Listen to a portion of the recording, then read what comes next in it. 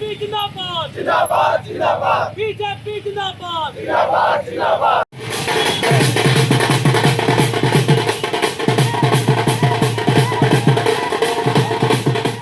कलिंग अंग परे बंग सबुटी भगवान अंग पश्चिमबंग रे दीदी शासन अंत घटी प्रथम थर प्रचंड बहुमत बीजेपी सरकार क्षमता को आसी सबुटी बीजेपी उत्सवर माहल देखा मिलूँ से भाव में गुरुपुर सहर में बीजेपी कर्मकर्ता द्वारा विजयर उत्सव पालन होउछि। तबे आम गहन में कर्मकर्ता माने रही बीजेपी गुणपुर निर्वाचन मंडल तबे आम गहन जड़े विधायक पूर्वतन विधायक सार कौन कहे केते खुशी अच्छा कौन कौन कार्यक्रम कौन कहे देखु आज आमर विजय महोत्सव पालन करा जाउछि। कारण है आमर जो पश्चिमबंग आसाम आउ पंडिचेरी ये तीनटा राज्य रे आम सरकार संख्यागरिष्ठ आम डबल इंजिन सरकार से राज्य मानकर कराहब ये श्रेय आम आम यशस्वी प्रधानमंत्री नरेंद्र मोदी आम चाणक्य जहाँ कहुच्छी बीजेपी अमित शाह एमान को श्रेय दौचु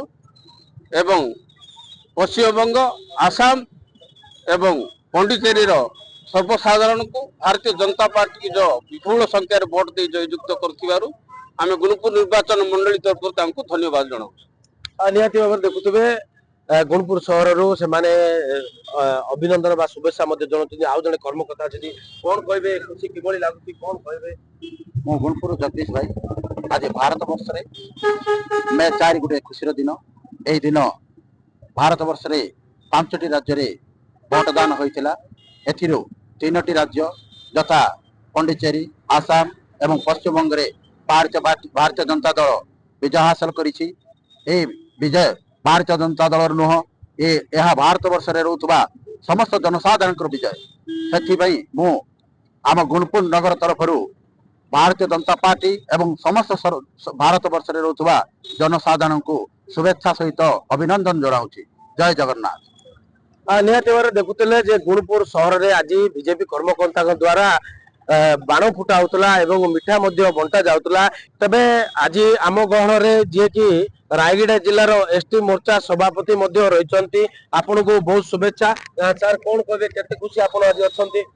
आज बहुत खुशी अच्छी जेहेतु आज आम बीजेपी पार्टी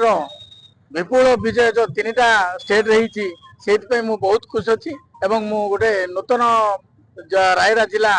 एसटी मोर्चा सभापति आज ये आम समस्ते मिसिकी आम विजय उत्सव पालन कर। निहाती भाव में आम शुणुले देखुवे